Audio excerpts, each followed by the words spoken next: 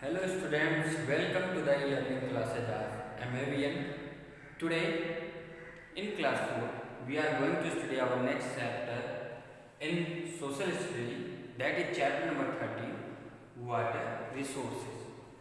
Water resources means होता है पानी के स्रोत, जल के स्रोत।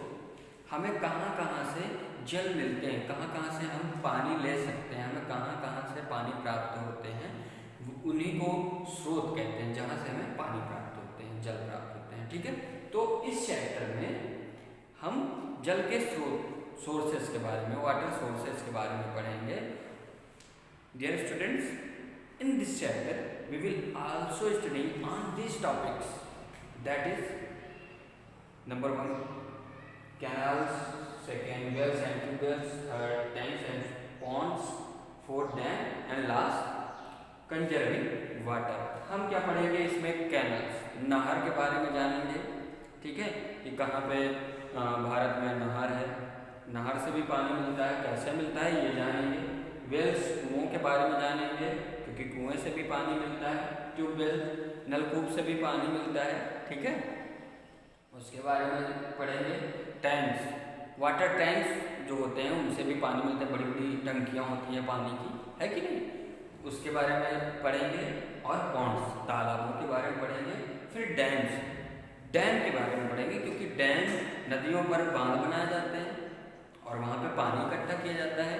ये आर्टिफिशियल जो है झील है, ठीक है, मानव निर्मित झील है डैम, तो इसके बारे में पढ़ेंगे। और इसके साथ ही साथ पानी बहुत ही बहुमूल्य है, बहुत अमूल्य चीज़ है। पानी को हम जो है पैदा नहीं कर सकते, पानी नेचर में ऑलरेडी है, ठीक है, लेकिन जो पीने योग्य पानी है, जो फ्रेश वाटर है, वो पूरे अर्थ का लगभग 70%, 70% जो है वाटर जो है पूरे अर्थ पे है, लेकिन उसमें से सिर्फ 70% जो वाटर है उसमें से सिर्फ 2.5% फ्रेश वाटर है। सिर्फ 2.5% से ही हम अपनी प्यास बुझा सकते हैं और फसलों में इरिगेशन कर सकते हैं, सिंचाई कर सकते हैं। ठीक है, तो इन सब के बारे में जानेंगे। और पानी को बर्बाद नहीं करना चाहिए, वेस्ट नहीं करना चाहिए, पानी को बहुत ही संभाल के यूज करना चाहिए। ठीक, तो संभाल के यूज करने के लिए कुछ नियम बताए गए हैं। कंजर्विंग वाटर, जल संरक्षण के बारे में बताए गए हैं, उसके बारे में हम इस चैप्टर में पढ़ेंगे। प्यारे बच्चों, आपके स्क्रीन बोर्ड पर चैप्टर के साथ हमारी वॉइस आती रहेगी और हम इस चैप्टर के बारे में डीपली डिस्कस करेंगे इस आगे की वीडियो में। आइए अब हम अपने चैप्टर 13 वाटर रिसोर्सेज को रीड करते हैं। ठीक है, वाटर रिसोर्सेज मीन्स हमने आपको बताया जल संसाधन। जल संसाधन किन से हमको जल मिलता है, पानी मिलता है, उनके बारे में इस चैप्टर में हम पढ़ेंगे। ठीक है, आइए चैप्टर रीड करते हैं। Water is the most important natural resources on the earth. Water जो है यह बहुत ही महत्वपूर्ण प्राकृतिक संसाधन है जो कि पृथ्वी पर सबसे ज़्यादा है। All living beings need water to fulfil their basic needs for survival. सभी जीवित प्राणियों को जीवित रहने के लिए अपनी बेसिक नीड्स, अपनी बुनियादी ज़रूरतों को, मेन ज़रूरतों को पूरा करने के लिए पानी की आवश्यकता होती है। They need it for drinking, washing, cleaning, cooking etcetera. उन्हें पानी पीने के लिए, धोने के लिए, सफाई, खाना पकाने के लिए, इन सब के लिए पानी की आवश्यकता होती है। It is also needed for agriculture, producing electricity and to run machine in the factories. और पानी की किस में ज़रूरत होती है? खेती करने, कृषि करने, बिजली पैदा करने, बिजली उत्पादन में, और कारखानों में जो मशीनों को चलाने के लिए भी पानी की ज़रूरत होती है। दस life on earth can not exist without water. इस प्रकार पानी के बिना पृथ्वी पर जीवन का कोई भी अस्तित्व नहीं है। अगर पानी नहीं है तो जीवन भी नहीं है, ठीक है। इसलिए पानी की सबसे ज़्यादा ज़रूरत होती है, ठीक। Distribution of water is very uneven in our country. हमारे देश में पानी का वितरण जो है बहुत असमान है। कहीं पे बहुत ज़्यादा पानी है, बाढ़ की समस्या आ जाती है, कहीं पे एकदम सूखा, जैसे हमारे राजस्थान में रेगिस्तान, पानी की बहुत ज़्यादा समस्या है राजस्थान और हरियाणा के भागों में, ठीक है। साउथ में भी पानी की बहुत ज़्यादा समस्याएं हैं, ठीक। और पहाड़ों पे तो हमेशा पानी रहता है कि नहीं। Sometimes there are heavy floods and at other times there are drought. आप ये जानते हैं कि भारत में पानी का जो है वितरण बहुत ही असमान है, कहीं ज़्यादा है कहीं कम है, ठीक है। कभी कभी भारी बाढ़ आ जाती है और कुछ ही समय बाद क्या हो जाता है, सूखा पड़ जाता है, पानी की कमी पड़ जाती है कि नहीं। इसलिए हम क्या करते हैं, so we can not depend on rain, so we can not depend on rain alone to water our fields. इसलिए हम अपने खेतों को पानी देने के लिए केवल बारिश पर निर्भर नहीं रह सकते हैं। क्यों नहीं रह सकते हैं? क्योंकि बारिश होगी तो बाढ़ आ जाएगी, पानी ढेर सारा भर जाएगा, फिर बाद में खेतों में पानी की कमी हो जाएगी। तो बारिश तो हमेशा होती नहीं है कि हमेशा बारिश होती है हमारे फसलों की सिंचाई हो जाएगी, है कि नहीं। इसीलिए हमको बारिश के ही पानी पर डिपेंड नहीं रहना चाहिए। We need to make other arrangements to water them. हमें उन्हें अन्य व्यवस्था करने की भी आवश्यकता होती है, जैसे wells, tubewells, tanks, canals etcetera are some such means of irrigation. जैसे वाटर वेल्स हो गए, कुएं, पानी के कुएं, ट्यूबवेल्स हो गए, ठीक है। और आपके जो टैंक्स हो गए, बड़े बड़े पानी के टैंक, और कैनल्स, नहर, ये सब साधन हैं जो हमारे सिंचाई के भी साधन के रूप में जाने जाते हैं। There is only about 2.5% fresh water on the earth. पूरे पृथ्वी पर लगभग जो है 2.5% ही ताज़ा पानी, पीने लायक पानी है, ठीक है, फ्रेश वाटर, ताज़ा पानी है। अब आते हैं हम एक एक करके सारे ये मीन्स ऑफ इरिगेशन को जानते हैं, सिंचाई के साधनों के बारे में जानते हैं। सबसे पहले आइए कैनल्स के बारे में, नहरों के बारे में जानते हैं। Canals are artificial waterways or channels made by man dug to divert river water to field. अब कैनल, नहरें क्या होती हैं? नहरें कृत्रिम जलमार्ग हैं, ये मैन मेड हैं। नहर को आदमी बनाता है, या ये जो है नाले होते हैं या नहर होते हैं, ठीक। ये कैसे बनाए जाते हैं? ये जो है आदमी द्वारा बनाए जाते हैं, और नदी के पानी को खेतों की तरफ मोड़ने के लिए इसकी ज़मीन की खुदाई करके नहर को, नालियों को बनाया जाता है, ठीक। They help to provide water to areas having no natural water bodies like the desert areas in Rajasthan। और ये नहरें क्यों बनाई जाती हैं? ये नहरें नदी के पानी को खेतों तक पहुंचाने के लिए बनाई जाती हैं। वे राजस्थान के रेगिस्तानी इलाकों की तरह बिना प्राकृतिक जल वाले क्षेत्रों में, जहाँ पे पानी की उपलब्धता बहुत कम होती है, ठीक है, वहाँ पे पानी उपलब्ध कराने में मदद करते हैं ये नहर हमारे, ठीक है। Water is provided to Rajasthan by the Indira Gandhi canal. Rajasthan में इंदिरा गांधी नहर द्वारा राजस्थान को पानी उपलब्ध कराया जाता है, ठीक है। Sum of the main canal of our country are Sirhind canal, Agra canal and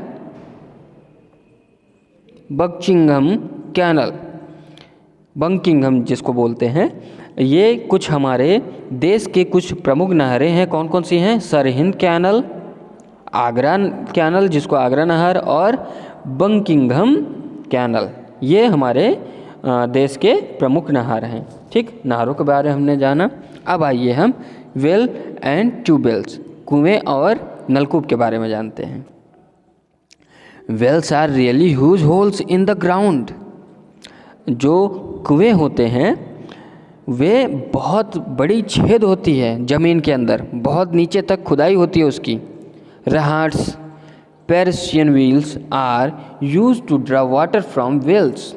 और इन जो है कुओं में हम पानी को ऊपर लाने के लिए राहट या फिर रस्सी का सहारा लेते हैं। ठीक है, किसका सहारा लेते हैं? राहट या रस्सी का सहारा लेते हैं, जिससे कुओं से पानी ऊपर की तरफ खींचते हैं, बाहर की तरफ। ठीक, these open wells are not enough for our growing needs.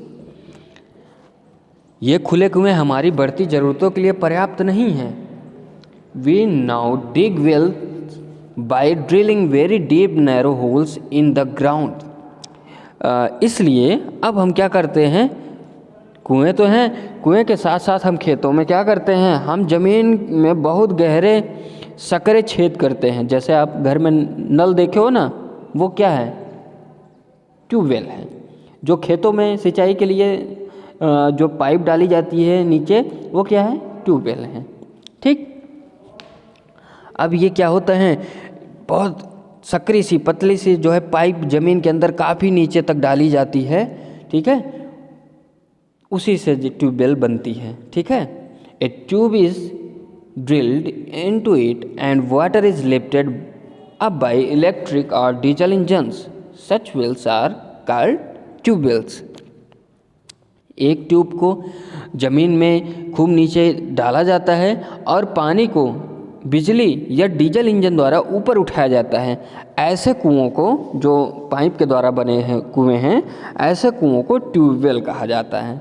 ठीक है बच्चों, आइए अब टैंक्स और पॉन्ड्स के बारे में जानते हैं, टंकी और तालाबों के बारे में। इन द साउदर्न प्लेट्यू, दक्षिणी पठार में, it is difficult to dig canals, wells and tubewells because the land is rocky. दक्षिणी भारत में क्या होता है कि वहाँ पे पत्थरी ज़मीन है, तो वहाँ पे हम कुएं और ट्यूबवेल नहीं उसकी खुदाई कर सकते हैं और कैनल्स की भी खुदाई नहीं कर सकते हैं। इसलिए वहाँ पे तालाबों की खुदाई होती है और बड़े बड़े टैंक बनाए जाते हैं पानी, बारिश के पानी को रोकने के लिए। So people make tanks and store water. इसलिए पीपल जो है वहाँ के लोग टैंक्स, टंकी बनाते हैं पानी को इकट्ठा करने के लिए। They also collect water from the ponds. वे टंकी के साथ साथ तालाबों में भी पानी को इकट्ठा करते हैं। Tanks are very popular in Tamil Nadu, Andhra Pradesh and Karnataka. जो टैंक है, टंकी है, ये पानी की टंकी, ये बहुत ही ज़्यादा पॉपुलर कहाँ पे है? तमिलनाडु, आंध्र प्रदेश और कर्नाटका में है। अब आते हैं डैम्स के बारे में जानते हैं कि डैम्स क्या होता है।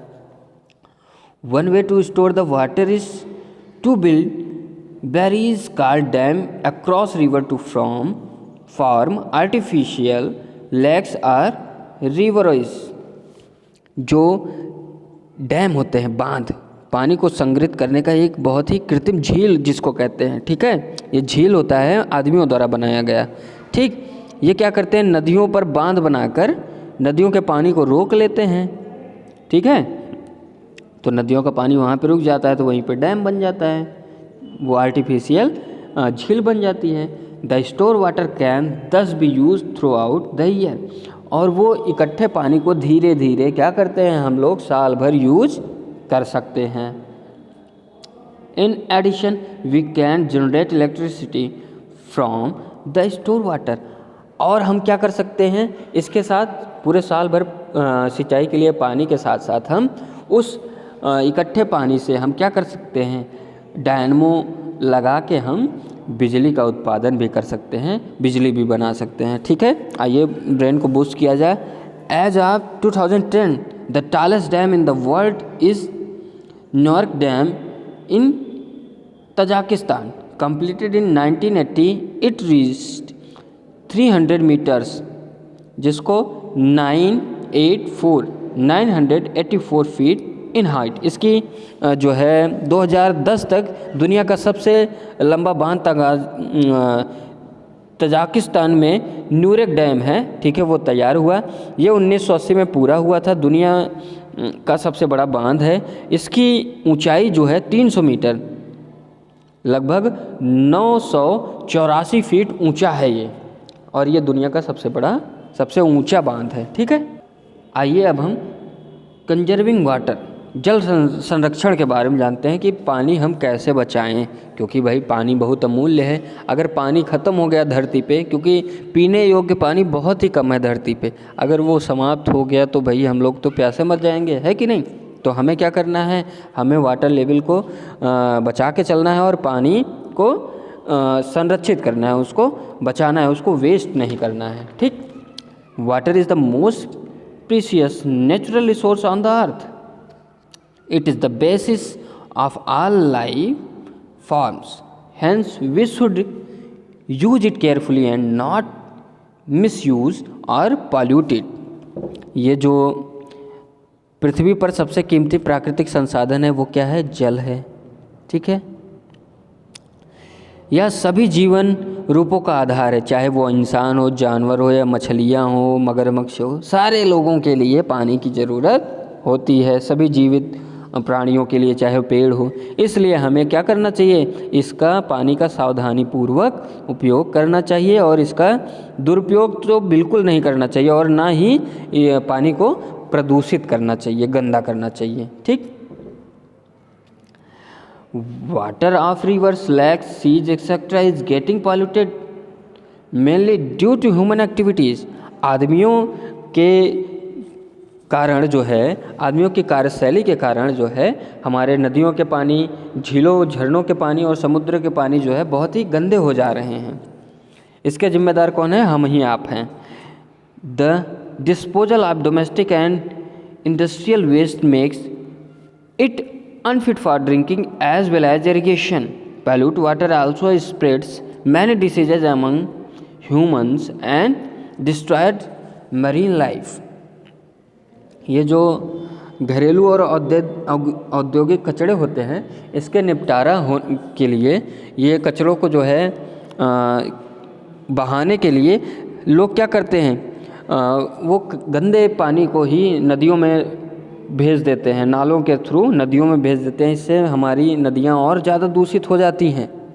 ठीक है, नदियों का, झीलों का पानी और दूषित हो जाता है और साथ ही साथ वो पानी सिंचाई के योग्य भी नहीं रहता है, फिर उससे हम सिंचाई भी नहीं कर सकते हैं। और अगर उससे हम सिंचाई करते हैं, गंदे पानी की वजह से अगर गंदा पानी हम पीते हैं तो बहुत सारी डिसीज जैसे डायरिया वगैरह, ये जो है हमारे बॉडी को नुकसान करता है ये गंदे पानी। और साथ ही साथ मैरीन लाइफ, जो समुद्री जीव होते हैं, उनकी भी लाइफ को नष्ट कर देता है। ठीक है बच्चों, इसलिए हमें पानी कभी गंदा नहीं करना चाहिए और पानी को वेस्ट नहीं करना चाहिए। ठीक, जितना पानी हमको यूज़ करना है उतना ही पानी हमें यूज़ करना चाहिए, बाकी पानी सेफ रख लेना चाहिए। Our governments has taken many steps to clean the water bodies and provide clean drinking water to the people. हमारी सरकार ने जल निकायों को साफ करने और लोगों को स्वच्छ पेयजल पीने के लिए साफ पानी उपलब्ध कराने के लिए बहुत सारे एक्टिविटीज़ करते हैं, बहुत सारे नए कदम उठाते हैं। ठीक है, However, we should also help in this process by making effort to keep the water bodies clean. हालांकि हमें भी इस प्रक्रिया में जल संसाधनों को, जल निकायों को साफ रखने के प्रयास में जो है, जो सरकार हमारी मदद कर रही है, उसमें भी हमें सरकार की भी मदद करनी चाहिए। ठीक है, we must not waste water as our survival without water is impossible. हमें पानी को बर्बाद बिल्कुल भी नहीं करना चाहिए, क्योंकि पानी के बिना हमारा अस्तित्व असंभव है, पानी के बिना हम लोग नहीं जी सकते हैं। ठीक है बच्चों, आपने वाटर रिसोर्सेज के बारे में पढ़ा कि वाटर रिसोर्सेज कौन कौन से होते हैं। वेल्स होते हैं, ट्यूबवेल्स होते हैं, टैंक्स होते हैं, कैनल्स होते हैं, ठीक है, डैम होते हैं, पॉन्ड्स होते हैं। ठीक, अब इनके साथ साथ हमने कंजर्विंग वाटर, पानी को कैसे बचाया जाए, कैसे संरक्षित किया जाए, इसके बारे में भी हमने सीखा। आप लोग भी पानी को गंदा ना किया करिए और जितना ही पानी का यूज हो लाइफ में उतनी ही पानी यूज़ करिए, उससे ज़्यादा पानी ना यूज़ करिए। उससे ज़्यादा पानी यूज़ करेंगे तो पानी वेस्ट होगा और पानी सबसे अमूल्य चीज़ है, इसलिए हमको पानी को बचा के चलना है। सबको समझाइए कि अगर एक बाल्टी पानी चाहिए तो एक ही बाल्टी पानी लें, नल को खोल ना दें कि पानी जो है एक बाल्टी भर गई और बह रहा है, तो उससे पानी वेस्ट होगा। और पानी को गंदा ना करें, पानी में कचड़े ना डालें और वो गंदे पानी को जो है नदियों में ना फेंकें। ठीक है बच्चों, इसी के साथ ये चैप्टर फिनिश होता है। आप लोग को question answer word meaning exercise PDF के थ्रू प्रोवाइड करा दी जाएगी, आप लोग उसको कॉपी में करके लर्न कर लीजिएगा। Thank you.